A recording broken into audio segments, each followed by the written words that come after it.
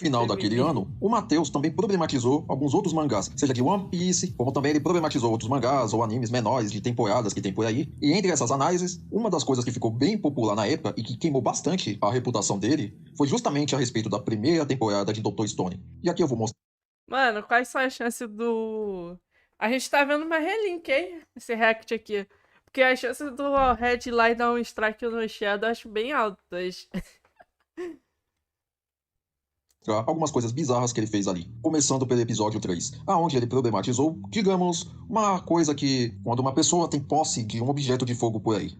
Do lado do Senko, ele diz que todo esse êxodo é porque eles estão se dirigindo para a maior invenção da raça humana. Se liguem nos termos, como o Senko se refere à invenção, né? A maior invenção da raça humana. E aí o Taiju, os smartphones! Muito legal, velho. E aí, não, meu irmão, vamos fazer pólvora. Olha só, galera, eu achei muito problemático a maneira como o Senko se refere à maior invenção da raça humana. Eu sei que Dr. Stone se passa no horário baita nobre, lá no Japão, ele passa a noite, não é um anime pra criança. Mas eu, de qualquer maneira, eu achei errado essa colocação, porque na verdade, é uma das, se não for a invenção mais triste da humanidade, porque, para pensar, tu tem um controle remoto, tu aperta um botão e liga uma TV.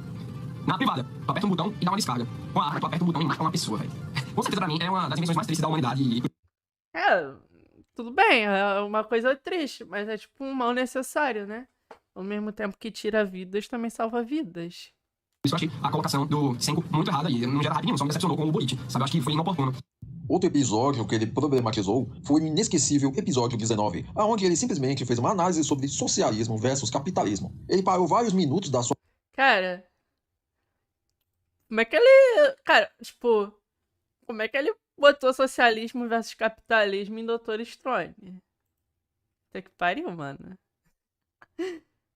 Vamos ver, velho. Cara, o Red é lunático, cara, não é possível. Análise para basicamente influenciar as pessoas que o capitalismo é ruim, além de tentar justificar como o socialismo seria bom no nosso mundo atual. Depois que o Tsukasa especifica o yoga, ele vai pra um papo. Chega aqui. Aí vai falando sobre o mundo, que coisa linda, né? Ele vai falando como o mundo era antes da humanidade e como o mundo tá agora. E também ele decide falar sobre o meio termo. E como a humanidade agora tá tendo a chance de reconstruir tudo do zero, velho. Eu achei massa quando o Tsukasa começa a falar do meio, né? Tipo, quando a gente nasce, que já tá a sociedade estabelecida, né? E aí, quando a gente nasce, a gente pertence a um sistema onde o mundo é dos mais ricos. Aí a gente começa a entender as camadas de todo o objetivo do Tsukasa. E aí o vilão se torna muito mais interessante do que ele já era. Pelo discurso do Tsukasa, a gente vê que ele tem um ideal belo. Ele tem um ideal socialista, porém... Não, velho. Cara, o vilão aí do Dr. Stone... Ele não é socialista.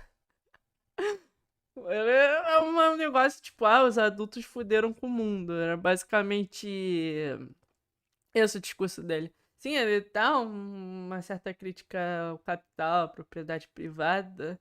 Mas não é o cerne da crítica dele, né? O negócio dele, a ideologia desse vilão é tipo, mano, a gente somos jovens e a gente tem que construir o mundo do jeito que a gente quer fazer melhor. Que a gente pode fazer melhor do que o que os adultos já fizeram. E o lance dele era uma parada meio de... muito mais de Ayn Rand do que de socialismo.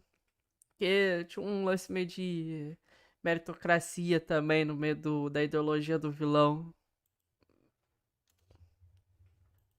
Ele é muito extremista, ele é um cara que quer apelar pra brutalidade, vamos matar a galera que não pensa igual a gente, né? Então, assim, apesar do Tsukasa ele ser o vilão de Dr. Stone, ele já tá estabelecido como antagonista, como aquele que vai contra o Senko, que é o protagonista, eu queria que vocês observassem de uma maneira diferente e nativa desse momento, já estabelecido, ele é o vilão. Então a gente tem que pensar contra ele. Mas é importante a gente entender as nuances, certas camadas do personagem. Claro, quando a gente explora todas as camadas, a gente vê que, poxa, não é bem assim, Tsukasa. Ele tem uma ideia boa, talvez se ele tomasse um saco com o Senko, caso ele inventasse, né? Pô, o Senko inventou Coca-Cola outro dia, velho. Daí aparece uma menina lá no vilarejo, a gente nota, né? É bem engraçado. Se você vê o vilarejo de Ishigami, é uma coisa mais de boas, florestinhas, umas cabaninhas. O do Tsukasa já tem aquela vibe mais de fortaleza, né? Uma masmorra, prisão, já uma coisa mais pesada, porque é justamente pertinente às características psíquicas do Tsukasa, né? O bruto, aquele cara autoritário. E ela dá o exemplo do aluguel, quando ela vivia há 3.700 anos, né? Que metade do salário dela ia pro aluguel e que isso é tipo escravidão.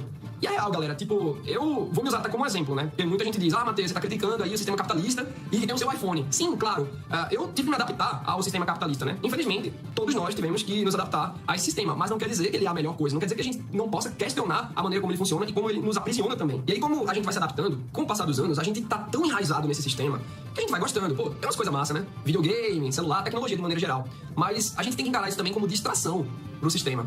É meio louco, velho, quando a gente para pra pensar, né? E essa vibe que a menina falou, comparando assim a vida dela, né? Por metade do meu salário vai pra aluguel, isso é uma escravidão. Real, galera. Sei lá, 97% aqui, pegando o Brasil como referência, 97% dos brasileiros, e eu tô sendo de boas com o número, hein? Acho que é mais. Essa galera que trabalha, tipo, CLT, eu digo essa galera me separando porque eu trabalho com YouTube, né? Então já não é bem essa vibe. Mas imagina, o brasileiro que trabalha com CLT, pega o seu metrô lotado, saca, trabalha 40 horas por semana. Isso é uma espécie de escravidão. E aí, essa mesma galera, não, pô, mas o sistema capitalista é bom. Trabalhar é escravidão. Isso aí é a linha de raciocínio, o tutor entendeu de que ele quer chegar com isso, né? E na União Soviética ninguém trabalhava, né? A Gulag não existia, o governo não definia onde tu tinha que trabalhar. Não, isso aí, porra, velho, não existiu, simplesmente problema do capitalismo. Eu diria que ele é bom pra haver um controle, saca? Porque a mente humana, ela vai parando em lugares inesperados. Por exemplo, tem que ter um controle, tem que ter lei, porque senão vira uma barbárie. Mas ao mesmo tempo, foi um sistema que foi se usando de todos os artifícios possíveis pra controlar o povo, pra deixar o povo bem, tipo a música Vida de Gado, né? Do Zé Ramalho. Então, é muito triste você perceber que você vive nesse sistema, né? A gente praticamente sendo um escravo da sociedade. Eu diria que eu consegui me libertar um pouco disso, mas é só um pouquinho, velho. Eu ainda acho que esse sistema poderia melhorar muito, mas infelizmente a gente ainda não tem algo que, em questão desse controle que eu falei anteriormente, possa ficar no lugar do sistema capitalista. É realmente bem complicado. Mas é por isso que a gente consegue entender pra onde o Tsukasa tá querendo ir.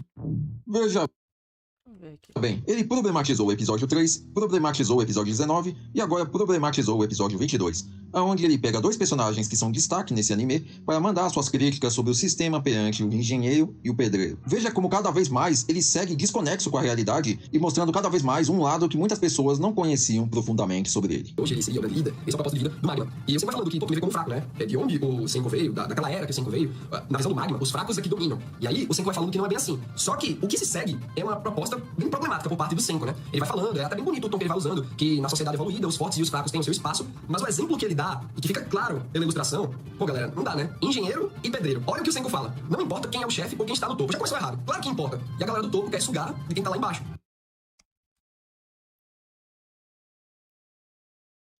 Há vários tipos de pessoas, e isso equilibra a força.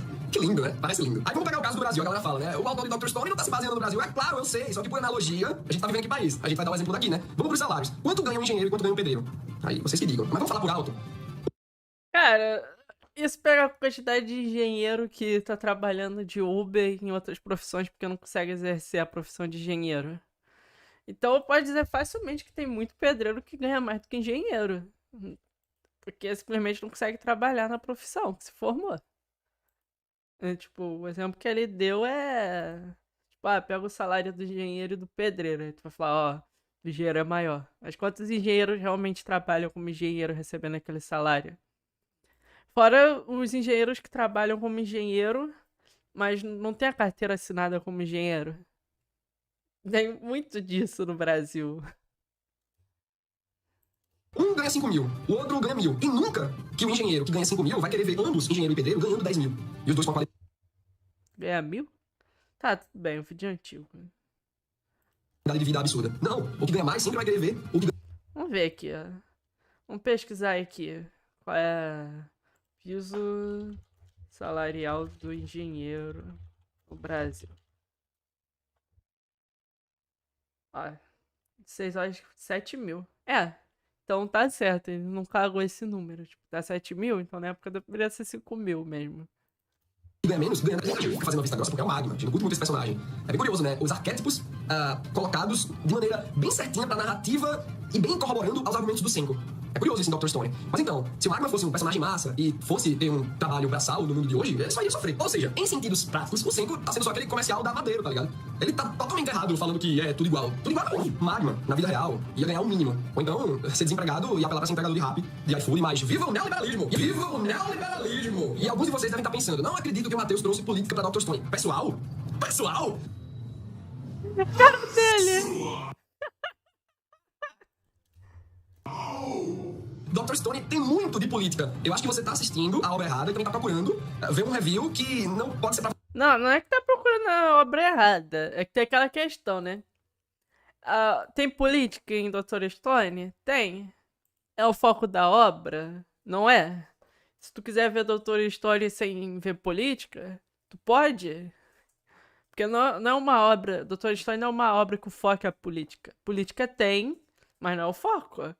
Mesma coisa One Piece, tem política? Tem. Mas é o foco de One Piece? Não.